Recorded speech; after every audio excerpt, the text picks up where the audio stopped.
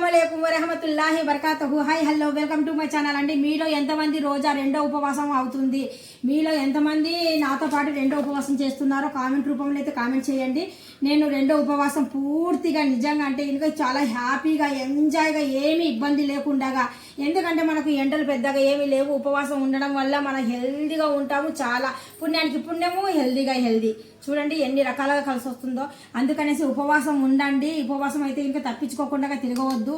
ఉపవాసం చేయండి, 5 పూట్ల నమాజ్ చేయండి, తరావా నమాజ్ చేయండి. మీ ఇంట్లో సుఖ సంతోషాలు లాభాలు అన్నీ కలిసి వస్తాయి అని నేను అల్లాహ్కు దువా చేస్తున్నాను. Thank you so much. అల్లా హాఫీజ్. ఈరోజు అయితే మా ఇఫ్తార్ కోసం మేము పెట్టుకున్న మొత్తానికి ఫ్రూట్స్, పానకం, వాటరు మొత్తానికి చూడండి ఒకసారి. Thank you. బ్లాక్ అయితే ఇంకా పెట్టేస్తున్నాను. ఈరోజు ఉదయం నుండి సైరీ నుండి ఇఫ్తార్ వరకు మా ఇంట్లో మేము ఎలాగ చేసుకుంటాం అనేది మొత్తానికి అయితే యూట్యూబ్ ఛానల్లో అయితే పెడుతున్నాను. చూడండి, మీరు కూడా ఐడియాలు కొన్ని వస్తూ ఉంటాయి. Thank you so much. అల్లా హాఫీజ్.